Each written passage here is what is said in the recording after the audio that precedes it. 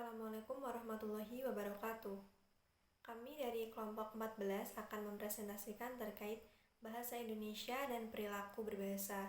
Sebelumnya kami beranggotakan 2 orang, yaitu saya Rizky Ananda Putri dengan NIM akhir 039 dan rekan saya Agnes Ayu Nur Aziza dengan NIM akhir 040. Yang pertama adalah terkait pendahuluan. Jadi bahasa Indonesia saat ini dikatakan sedang tidak baik-baik saja karena tidak lagi dapat digunakan sebagai sarana komunikasi yang efektif.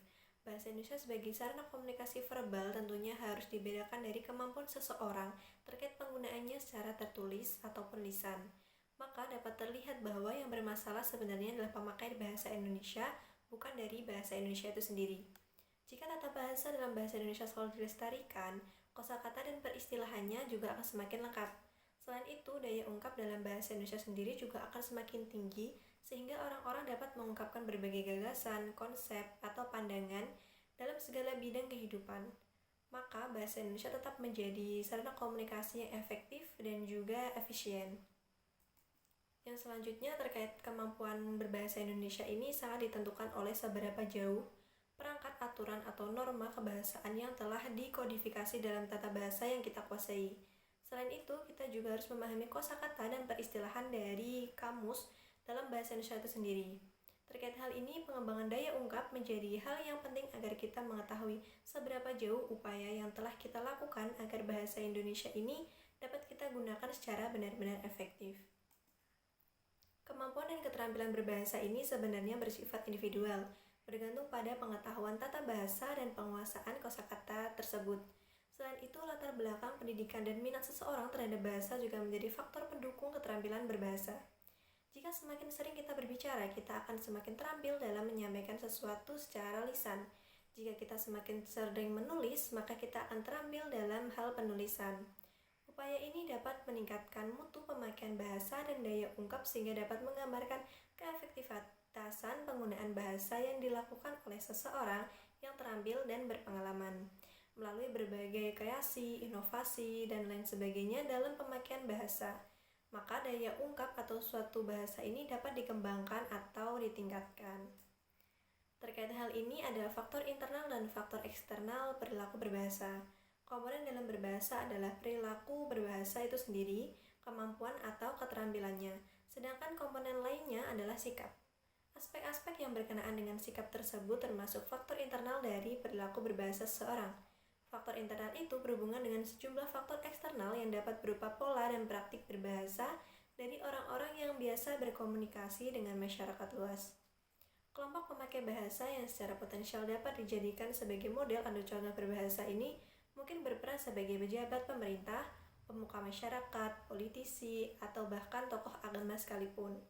Jadi meskipun aktivitas berbahasa ini tidak berlangsung secara bersemuka, kemajuan teknologi informasi sekarang ini membuka peluang yang besar bagi masyarakat luas untuk mengakses peristiwa berbahasa seperti gaya bahasa, pilihan kata, ungkapan, yang mungkin sebenarnya klise dan sangat bertentangan dengan upaya pengembangan daya ungkap bahasa itu sendiri. Baik, saya Agnes Ayu Nur Aziza izin melanjutkan pemaparan materi. Penjabaran materi ini berfokus pada pemakai bahasa yang tergolong sebagai pejabat pemerintah atau politisi. Contohnya, bahasa yang digunakan pada masa Orde Baru yang diarahkan untuk menciptakan mekanisme yang pada satu pihak mampu memaksimalkan produktivitas ekonomi, tetapi pada pihak lain mampu pula meminimalkan kemungkinan terjadinya berbagai konflik sosial.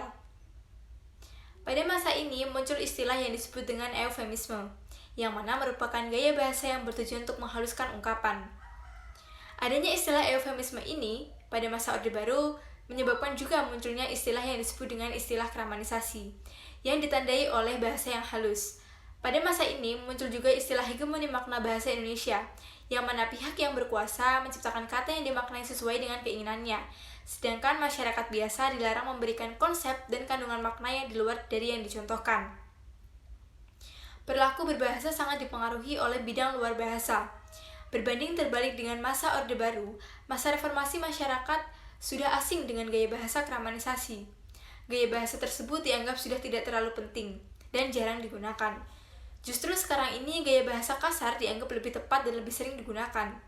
Selain terdapat perbedaan antara gaya bahasa Orde Baru dengan gaya bahasa reformasi, tentu terdapat pula kesamaan. Kesamaan tersebut ialah masih tingginya kecenderungan untuk mengutamakan pemakaian kata atau istilah asing dibandingkan kata atau istilah Indonesia, yang mana terkadang kata tersebut sudah ada padanannya dalam bahasa Indonesia. Contohnya adalah kata voting, power sharing, dan lain sebagainya. Perilaku berbahasa kelompok masyarakat dipengaruhi oleh faktor internal dan faktor eksternal dari berbagai bidang kehidupan di luar masalah kebahasaan. Yang paling dominan dari faktor eksternal ini adalah perilaku berbahasa kelompok pejabat pemerintah dan para politisi. Selama pemakaian bahasa oleh kelompok ini tidak memberikan dampak yang tidak menguntungkan bagi pemakai bahasa Indonesia secara umum, maka selama itu pula cara berbahasa kelompok tersebut dapat diteladani. Namun sebaliknya pula. Cukup sekian presentasi dari kelompok 12. Apabila terdapat kesalahan dan kekurangan, kami mohon maaf. Sekian, wassalamualaikum warahmatullahi wabarakatuh.